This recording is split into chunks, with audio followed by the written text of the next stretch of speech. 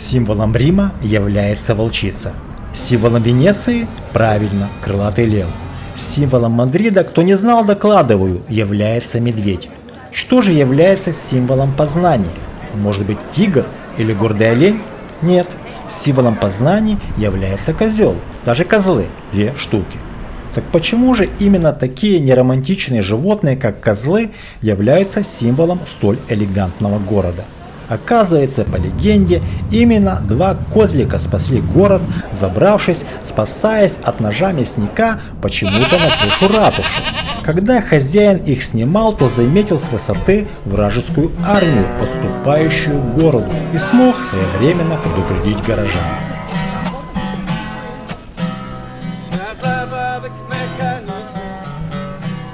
Итак, мы с вами находимся в одном из наиболее интересных и колоритных городов Польши – Познане. Не теряем времени зря и сразу устремляемся в самое сердце города – Рыночную площадь. Она имеет форму идеального квадрата, на котором явно доминирует здание ратуши. Кроме того, что ратуша просто завораживает своей архитектурой, главной ее изюминкой можно назвать знаменитых шестерных козлов на часовой башне, которые каждый день ровно в полдень выходят и бодаются рогами 12 раз после боя курантов.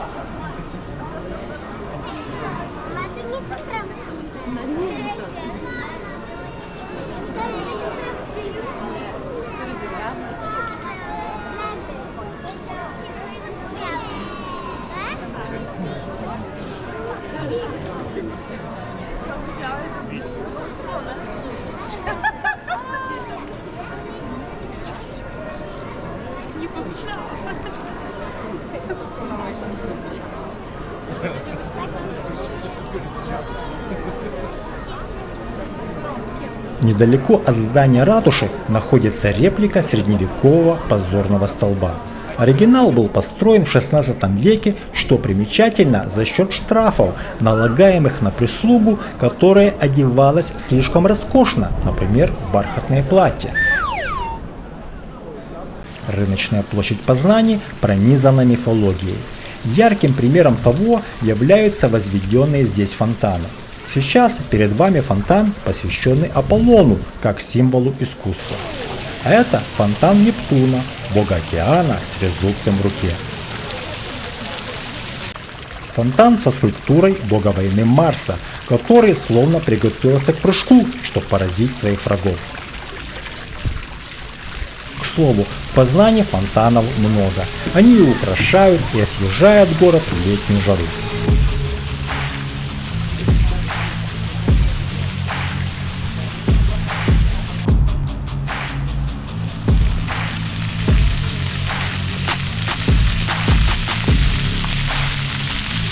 Но вернемся на площадь, которая, кроме фонтанов, поражает своими каменницами, которые по сути изначально являлись многоквартирными доходными домами.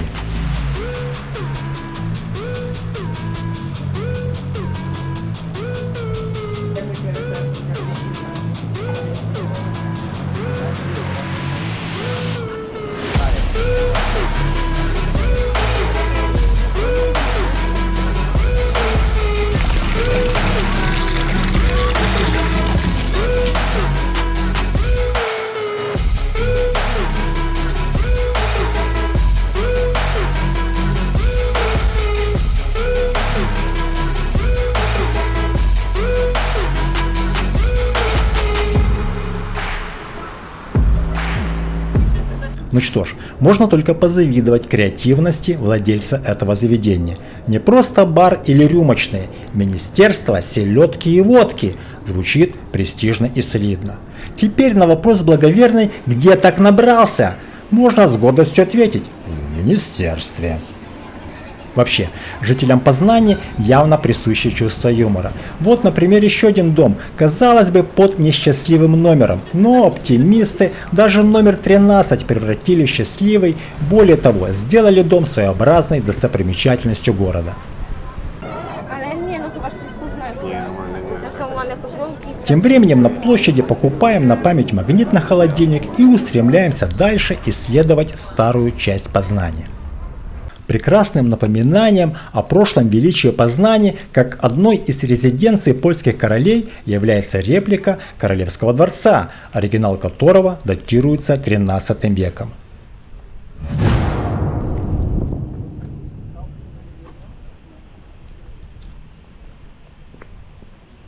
С Королевским дворцом прошу не путать Императорский замок. Казалось бы, с какого боку припеку империя соотносится с Польшей, которая исторически была самым обычным королевством.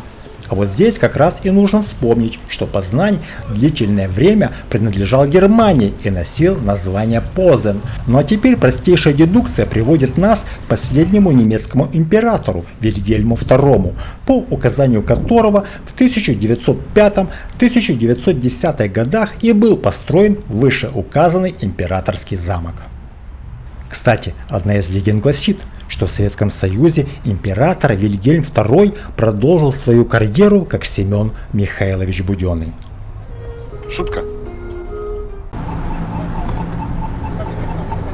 Напротив императорского замка находится площадь Адама Мицкевича. На площади мы можем увидеть монумент, посвященный жертвам первого открытого протестного выступления рабочих Польской Народной Республики, произошедшего в июне 1956 года. В центре площади возвышается памятник Адаму Мицкевичу. Также привлекает внимание здание, в котором расположен концертный зал, возведенный в стиле неоренессанса. Гуляем по улицам старого города. Впереди видим фасад соборной базилики Богоматери Безустанной Помощи Святой Марии Магдалины и Святого Станислава Епископа, или попросту Фара. Сокращенное название собора не имеет ничего общего с автозапчастью, хотя даже в таком смысле могло бы символизировать некий луч света, ведущий грешника к вечной жизни. Сокращение Фара происходит от немецкого «пфаре», что значит «дом приходского священника». Внутреннее убранство базилики поражает нас пышной архитектурой барокко и звуками органа.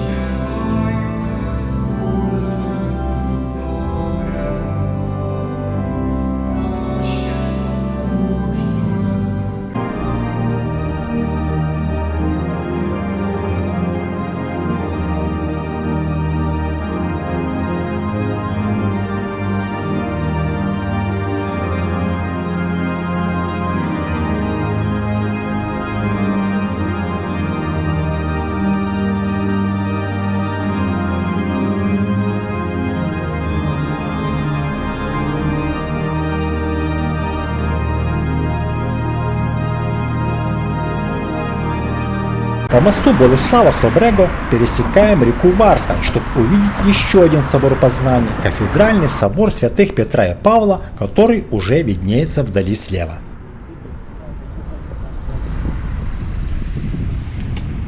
Что примечательно, собор является старейшим польским собором, чье основание относится к X веку. Будучи первым собором в стране, он получил в качестве своего святого покровителя апостола Петра.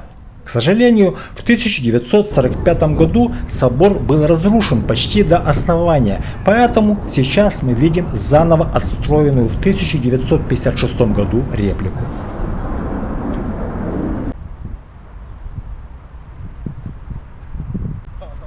Ну, в чем смысл этого?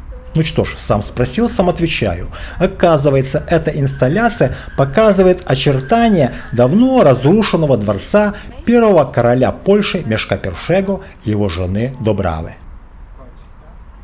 Сейчас мы находимся на мосту, переброшенного через реку Цыбина, названного в честь первого польского епископа Йордана.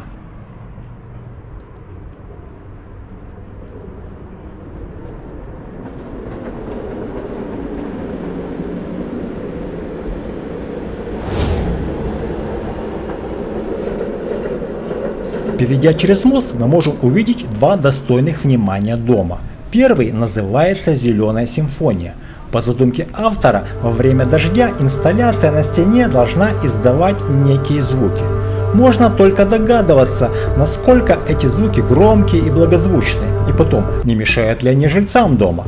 Но в любом случае этот дом – отличный пример того, как можно творчески преобразить городское пространство. Буквально в шаговой близости от Зеленой симфонии находится один из лучших муралов Польши – мурал Шрутка.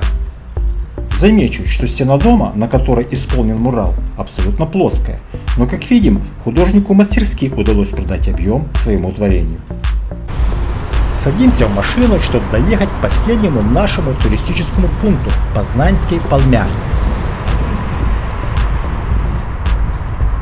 Познанская пальмовая оранжерея существует уже более 100 лет и является старейшим и крупнейшим садом такого типа в Польше и одним из старейших в Европе.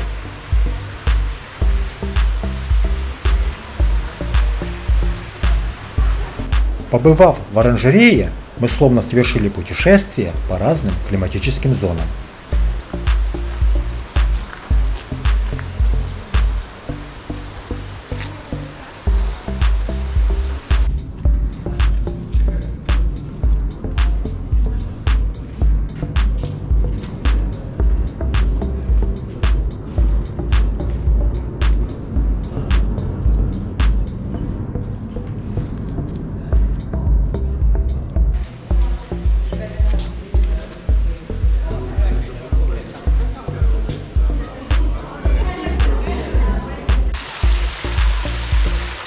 Впечатление еще более усиливается от шума воды рукотворных водопадов.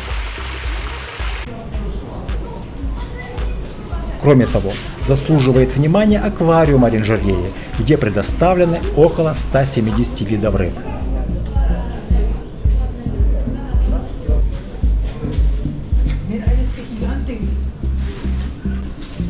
Ну что ж, это все, что я хотел рассказать о Познании. На моем канале вы уже сейчас можете найти ролики о Щецине, Вроцлаве, Кракове. Заходите, подписывайтесь, ставьте лайки. Будет интересно. Ну а пока.